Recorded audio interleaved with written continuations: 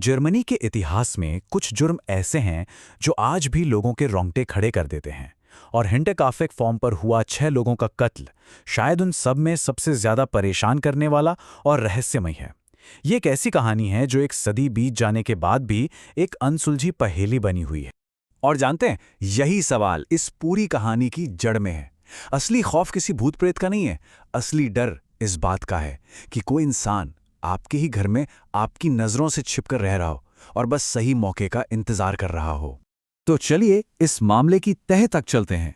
कहानी शुरू होती है 4 अप्रैल 1922 को, जब कई दिनों से पसरा सन्नाटा एक बहुत ही भयानक सच के साथ टूटता है। जब कई दिनों तक ग्रूबर परिवार की कोई खबर नहीं मिली, तो उनके पड़ोसी लॉरेंस श्लिटनबाउअर कुछ लोगों के साथ फार्म पर पहुंचे। और वहां खलिहान में उन्होंने जो देखा वो किसी के भी होश उड़ाने के लिए काफी था। भूसे के एक ढेर के नीचे एक के ऊपर एक 4 लाशें पड़ी थी, बेरहमी से कत्ल की हुई। इस नक्शे को देखिए जरा, ये फार्म दुनिया से कितना कटा हुआ था। चारों तरफ घने जंगल और सबसे पास का गांव भी मीलों दूर। यही अकेलापन कातिल का सबसे बड़ा हथियार बना। यहां परिवार की चीखें सुनने वाला दूर दूर तक कोई नहीं था। इस वहशियाना हमले में पूरे 6 लोगों की जान गई। परिवार के मुखिया आंद्रेयास और उनकी पत्नी सेजिलिया, उनकी विधवा बेटी विक्टोरिया और विक्टोरिया के 2 छोटे बच्चे, 7 साल की सेजिलिया और 2 साल का मासूम जोसेफ। और जो बात इसे और भी ज्यादा दर्दनाक बनाती है वो थी नई नौकरानी मारिया बॉमगार्टनर। बेचारी मारिया, कत्ल के दिन ही उसके वहां काम शुरू किया था। वो सिर्फ कुछ ही घंटे उस फार्म पर जिंदा रह पाई। लेकिन उस खूनी रात तक पहुंचने से पहले फार्म पर कुछ बहुत ही अजीब और डरावनी चीजें हो रही थीं। ये सब आने वाले एक बड़े खतरे का साफ साफ इशारा था। 6 महीने पहले ही परिवार की पुरानी नौकरानी नौकरी छोड़कर भाग गई थी। उसका कहना था कि इस घर में भूत है। उसे अटारी से लगातार अजीब गरीब आवाजें, जैसे किसी के चलने की आहट सुनाई देती थी। लेकिन घर के मुखिया अंद्रेयास ने उसकी इन बातों को वहम कहकर उड़ा दिया था। और फिर ये शायद सबसे खौफनाक सुराग। कत्ल से कुछ दिन पहले अंद्रेयास को ताजा बर्फ में पैरों के निशान मिले। ये निशान जंगल से सीधे घर तक तो आ रहे थे, पर वापस जाने का कोई निशान नहीं था। मतलब साफ था, कोई अंदर आया था और वो अब भी वहीं कहीं छिपा हुआ था। रहस्य तब और बढ़ गया जब घर में एक ऐसा अखबार मिला जिसे परिवार में से कोई पढ़ता ही नहीं था, नहीं किसी ने मंगवाया था। ऐसा लग रहा था मानो कोई उनके साथ कोई दिमागी खेल खेल रहा हो, ये जताने की कोशिश कर रहा हो कि देखो मैं यहीं हूं। और फिर हमले से ठीक पहले आखिरी चेतावनी, घर की चाबियों का गुच्छा ही गायब हो गया। अब परिवार सिर्फ एक अनदेखे दुश्मन के साथ नहीं था, बल्कि वो अपने ही घर में उसके साथ कैद हो चुका था। डर अब दरवाजे पर नहीं, घर के अंदर था। तो अब बात करते हैं उस रात की, 31 मार्च 1922, जब फार्म का सन्नाटा एक बेहद क्रूर और सोचे समझे कत्लेआम से टूट गया। पुलिस का मानना है कि कातिल ने बड़ी चालाकी से परिवार के 4 सदस्यों को एक एक करके खलियान में बुलाया, शायद किसी जानवर के चिल्लाने का बहाना करके, और अंधेरे में खेती के औजार गैंती से उन पर हमला कर दिया। हर कोई तब तक अनजान रहा जब तक बहुत देर नहीं हो गई। जब ऑटोप्सी हुई तो जो बातें सामने आईं वो रोंगटे खड़े कर देने वाली थी। आंद्रेयास का चेहरा इतनी बुरी तरह कुचला गया था कि पहचानना मुश्किल था। विक्टोरिया के सिर पर 9 बार हमला किया गया और घर के अंदर 2 साल के जोसेफ और नई नौकरानी मारिया को उनकी नींद में ही एक ही वार में खत्म कर दिया गया।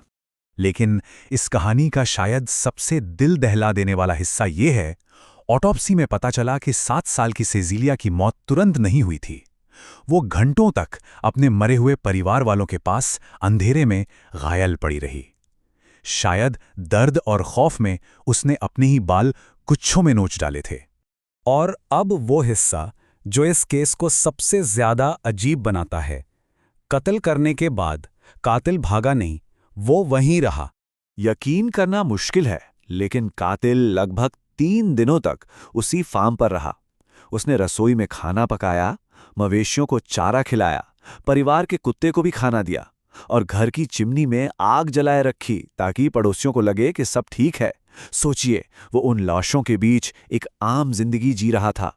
जांच शुरू से ही एक मजाक बनकर रह गई थी, पुलिस के आने से पहले ही दर्जनों गांव वाले क्राइम सीन पर पहुंच गए, हर चीज को छुआ, हर सबूत को बर्बाद कर दिया। और इससे भी ज्यादा अजीब बात तो ये थी कि पीड़ितों के सिर काटकर जांच के लिए ऐसे लोगों के पास भेज दिए गए जो आत्माओं से बात करने का दावा करते थे, और वो सिर दूसरे विश्व युद्ध के दौरान हमेशा के लिए खो गए। तो जब कोई ठोस सबूत नहीं बचा तो पुलिस की जांच सिर्फ अफवाहों और थ्योरीज पर टिक गई। तो आखिर ये घिनौना काम किया किसने होगा? यहाँ एक बहुत जरूरी बात सामने आती है।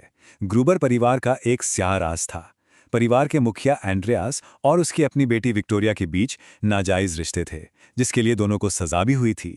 इस सच के सामने आने से कत्ल के मकसद को लेकर कई नई थ्योरीज ने जन्म लिया। कई लोगों पर शक किया गया। सबसे पहला था पड़ोसी लॉरेंस श्लिटनबावर, विक्टोरिया का एक्स लवर जिसने लाशें खोजी थी।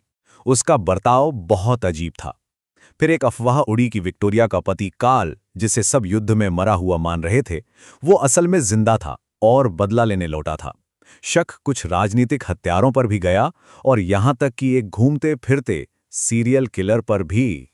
और इस रहस्य को और भी गहरा करते हुए 2007 में आज के दौर के जासूसों ने इस केस की फाइल फिर से खोली और वे सभी एक ही नतीजे पर पहुंचे।